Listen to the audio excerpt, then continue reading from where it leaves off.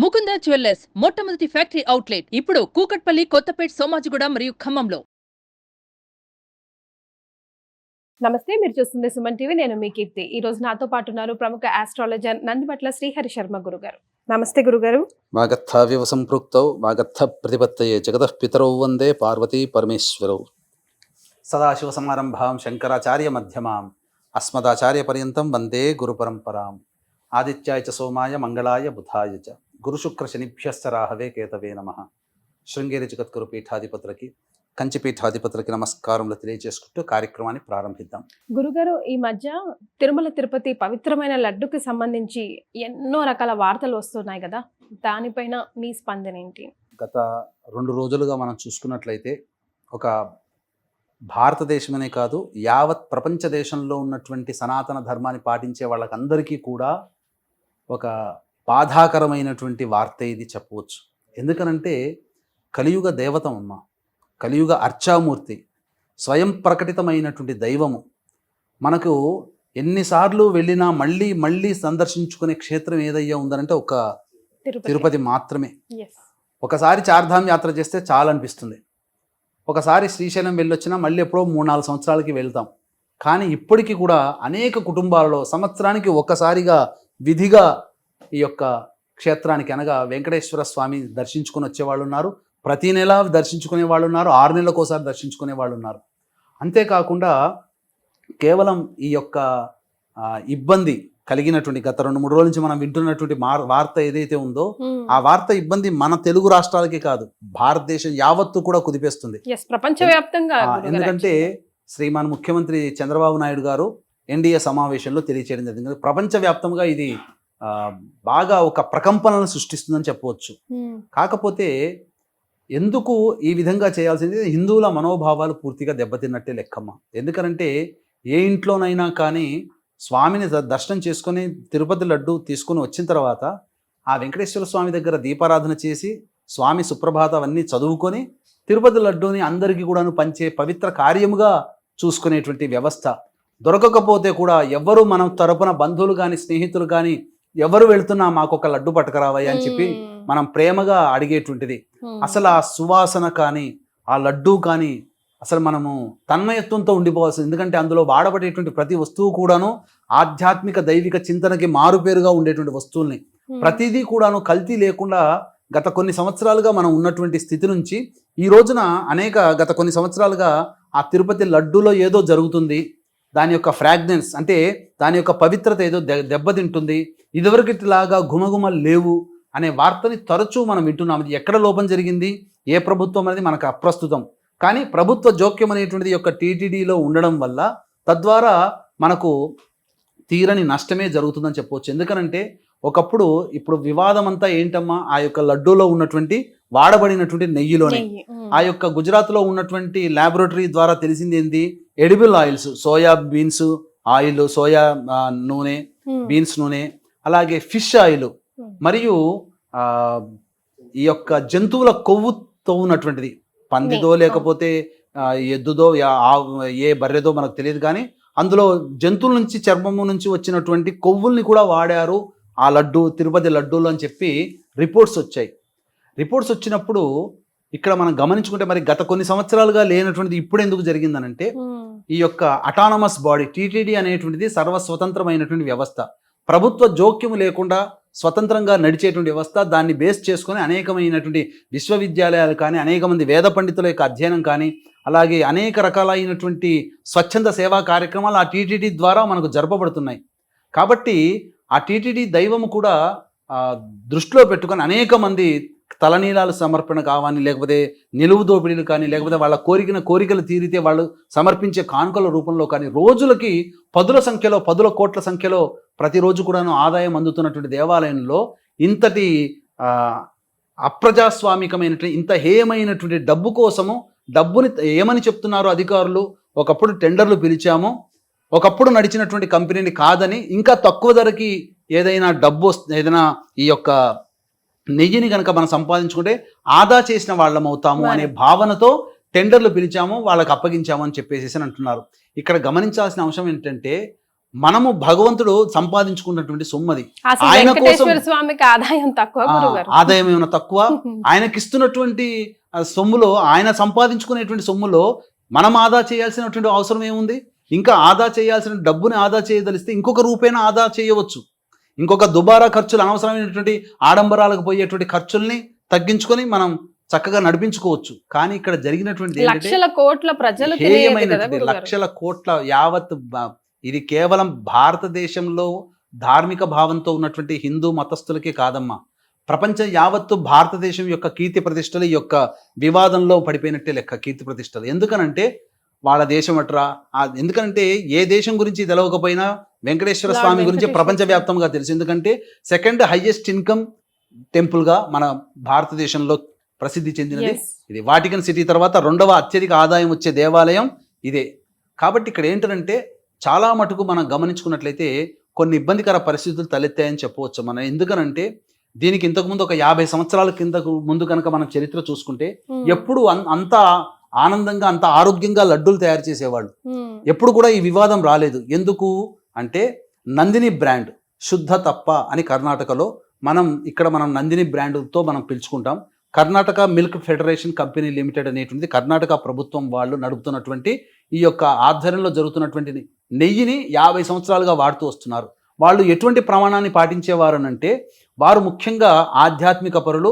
పైగా మనం తయారు చేసేటువంటి నెయ్యి ఏదైతే ఉందో అది దైవ కార్యానికి వినియోగిస్తున్నామని చెప్పి భావన చేసి సాధారణమైనటువంటి రుసువుతో, భక్తి ప్రపత్తులతో, లాభార్జన ధ్యేయంగా కాకుండా ప్రతిరోజు కూడాను అవసరమయ్యేటువంటి నెయ్యిని వాళ్ళు అందించేవాళ్ళు. ప్రతిరోజు కూడాను ఈ తిరుపతి దేవస్థానంలో 15 టన్నుల వరకు కూడా నెయ్యి వినియోగం అవసరం అవుతుంది.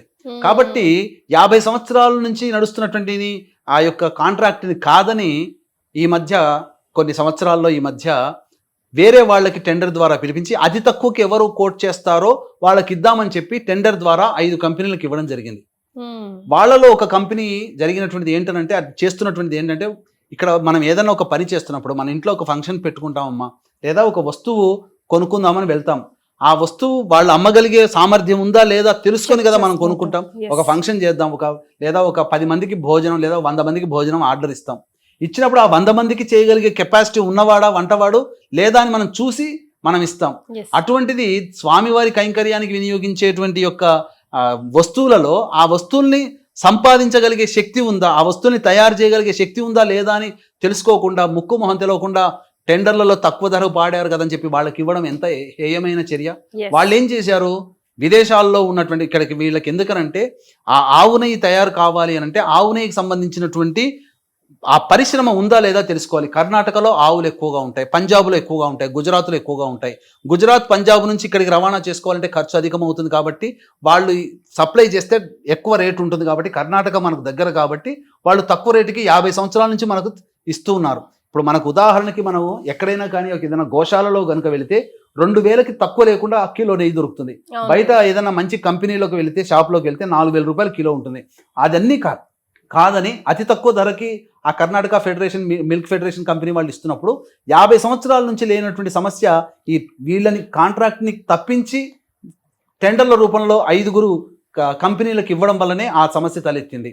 తద్వారా ఏమవుతుంది, వాళ్ళు ఏం చేశారు, ఒక కంపెనీ వాళ్ళు విదేశాల్లో బటర్ని దిగుమతి చేసుకున్నారు. విదేశంలో ఉండే బటర్ని దిగుమతి చేసుకుని ఇక్కడ బటర్ని కరిగించి, అనగా వెన్నని కరిగించి నెయ్యి తయారు చేసి ఆ నెయ్యిని ఇందులో వాడేవాళ్ళు.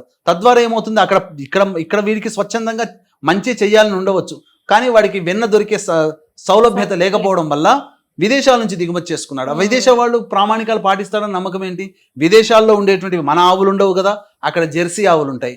జెర్సీ ఆవులు అంటే క్రాస్ బ్రీడ్తో పుట్టినటువంటి ఆవులు. క్రాస్ బ్రీడ్తో పుట్టినటువంటి ఆవుల నుంచి తయారయ్యేటువంటి పాలని తాగడం కానీ, వెన్నని వినియోగించుకోవడం కానీ, ఇవన్నీ మార్పులకు అనేక హేయమైన చర్య. కాబట్టి దేవతలకు సంబంధించినటువంటి ఈ అర్చామూర్తికి సంబంధించేటువంటి నైవేద్యాలు కానీ, లేకపోతే ఇతరత్ర ఉపచారాల్లో కానీ స్వచ్ఛమైనటువంటి దేశీ ఆవు నెయ్యినే వాడేయమని మనకు శాస్త్రం చెబుతుంది. ఈ మధ్య మళ్ళీ ఈ యొక్క రోజులోనే 1-2 రోజుల్లోనే ఏం వివాదం చెప్తున్నారు, దేవుడికి సంబంధించి చేసేటువంటి కైంకర్యాలలో ఉపయోగించేటువంటి వస్తువులన్నీ కూడా ప్రామాణికంగా తీసుకొని చేస్తున్నాము, కాకపోతే మిగతా వాటిలో మాత్రం ఇలా టెండర్లు పిలిచాము, దేవుడికి మాత్రం మేము స్వచ్ఛంగానే మంచిగానే చేశాము అని చెప్తున్నారు. అంటే దేవుడికి ఒక పద్ధతి, ఆ దేవుడికి కైంకర్యంగా వినియోగించే లడ్డూలకి ఇంకొక పద్ధతిగానంటే మనం హిందువులము, మనం ఏంటి ఎర్రి పుష్పాలమైనట్టుగా లెక్క. కాబట్టి ఇక్కడ హిందువుల మనోభావాలు అనేటువంటివి తగ్గాయి, హిందువుల మనోభావాలు మనల్ని ఇబ్బంది పెడుతున్నాయి. కాబట్టి ఇకనైనా కానీ తగు చర్యలు అనేటువంటి వాళ్ళు ప్రభుత్వ అధికారులు తీసుకోవాలి. ప్రభుత్వంలో పనిచేసేటువంటి వాళ్ళు, ఎందుకనంటే ఆ పనిచేసేటువంటి వ్యక్తులందరూ కూడా హైందవ ధర్మాన్ని యాక్సెప్ట్ చేయగలిగి ఉండి ఆ దేవునికి నమస్కారం చేసుకొని కానీ విధుల్లో జాయిన్ అయ్యేటట్టుగా చూసుకోవాలి. అలాగే పాలక మండలి ఇప్పుడు చూశారనంటే ప్రభుత్వం మారినా ముఖ్యంగా మార్పు చేర్పులు మంత్రులు కేటాయించకుండానే ఫస్ట్ రేస్ మొదలవుతుంది. పాలక మండలిలో బోర్డు మెంబర్లుగా ఎవరని రాజకీయాలు అనేటువంటి వాళ్ళు వెళ్ళిపోతున్నారు. అంటే మంత్రుల శాఖలు ఎవరెవరికి కేటాయించాలో ఆ సందర్భం లేకుండానే ఫస్ట్ దీనికి సంబంధించినటువంటి బోర్డు పాలక చైర్మన్ కానీ మండలిల సభ్యులు కానీ రాజకీయ రంగు పులుకొని వాళ్ళు ఇందులో బోర్డు మెంబర్లుగా చలామణి అయిపోయి వాళ్ళు చెప్పిందే వేదంగా అవుతుంది. కాబట్టి బోర్డు అనేటువంటి ప్రక్షాళన జరగాలి. ముఖ్యంగా ఆధ్యాత్మికవేత్తలు, ధార్మికవేత్తలు మాత్రమే బోర్డు చైర్మన్లుగా ఉండి మెంబర్లు కూడా వాళ్ళుగా ఉన్నట్లయితే భయభక్తులతో దైవం, ఎందుకంటే కలియుగ దైవంతో ఆటలాడకూడదమ్మా. కలియుగ దైవము అనేటువంటిది నిత్యమై సత్యమై అనునిత్యమై మన వెంట ఉన్నటువంటి దైవము వెంకటేశ్వర స్వామి. ప్రతి లెక్క రాసుకునే ఆయన ఈ లెక్క కూడా ఉంటుంది. ఆ లెక్కలు కూడా కొన్ని సంఘటనలు సరిచేశాడు. ఈవోగా పనిచేసినటువంటి ఒక వ్యక్తి తన కొడుకు నిశ్చితార్థం అయిపోగానే ఆ యొక్క దుర్మార్గ కార్యక్రమాల ప్రభావానికి పాల్పడడం వల్ల ఆ వ్యక్తి పెళ్లి నిశ్చితార్థం అయినా పెళ్లి కాకుండానే చనిపోవడం జరిగింది. కాబట్టి ఇవి అనేక సంఘటనలు దైవం ఉంది అని నిరూపించడానికి ఇన్ని దెబ్బలు తగులుతున్నా మళ్ళీ అదే తప్పులు చేయడం అనేటువంటిది హేయమైన చర్య. హిందువుల మనోభావాలు దెబ్బతిన్నవి, ఇందులో ఏమాత్రం సందేహం లేదు. ఇకనైనా కానీ చెడులో మంచి వెతుక్కునే స్వభావం మనకు ఉన్నది కాబట్టి ఈ చెడు అనేటువంటిది అందరినీ ఒకసారి గగుర్పాటు కొలిచింది. ఈ తర్వాత ఇప్పుడైనా కానీ ఆ టీటీడీ బోర్డు అనేటువంటి ప్రక్షాళన జరిగి అందులో పనిచేసే వాళ్ళందరూ కూడా వెంకటేశ్వర స్వామికి అనురక్తులై ఉన్నట్టుగా భావన చేస్తూ ఇప్పుడు అన్ని పంచు సిస్టంలో పెట్టుకొచ్చారు కదమ్మా. ఈ పంచు సిస్టమ్ రాగానే పంచు పెడుతున్నప్పుడే పైన దేవుడు మన వెంకటేశ్వర స్వామి అలివేరమంగా ఉండాలి. పంచు కొట్టడానికంటే ముందే ఒకసారి ఆ దేవునికి నమస్కారం చేసుకొని పంచు కొట్టి విధుల్లో జాయిన్ అయిపోవాలి. వెనకాల ఆ విధుల్లో జాయిన్ అయ్యే చోట ఎక్కడ కనబడ్డా కానీ అందరికీ కనబడే విధంగా ఆ స్వామి ఫోటో అక్కడ ఉండి తీరాలి. ఆ విధంగా ఉంటేనే, ఎందుకనంటే ఇప్పుడు ఇతర మతస్థులు కూడా ఈ కార్యక్రమాల్లో పనిచేయడం వల్ల వాళ్ళకి మన దైవం పట్ల చులకన చూపుంటుంది. అంటే ఇప్పుడు మీకు ఒక ఉదాహరణ చెప్తానమ్మా. మన ఇంట్లో ఏదైనా ఇబ్బంది వస్తే మన ఇంటికి కానీ రిపేర్ చేసుకుంటే మనం శ్రద్ధతో మనం చేసుకుంటాం.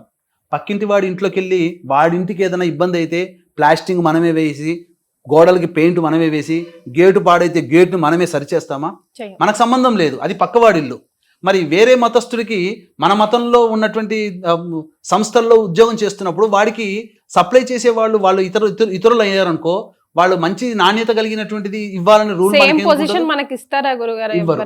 కాబట్టి వాటికన్ సిటీలో మీరు పోయి ఎవరైనా కానీ ఉద్యోగం చేస్తున్నారా వేరే అదర్ కంట్రీ వాళ్ళు, అదర్ రిలీజియన్ వాళ్ళు వాటికన్ సిటీలో వాళ్ళ చర్చిలో మనం చేయగలుగుతామా? చేయలేము.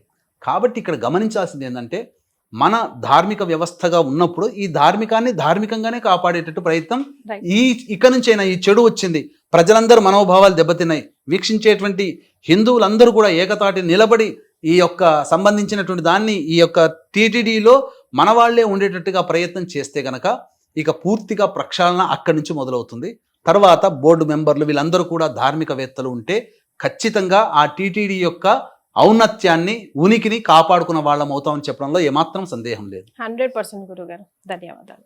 సర్వం శ్రీ ఉమామహేశ్వర పరబ్రహ్మార్పణమస్తు.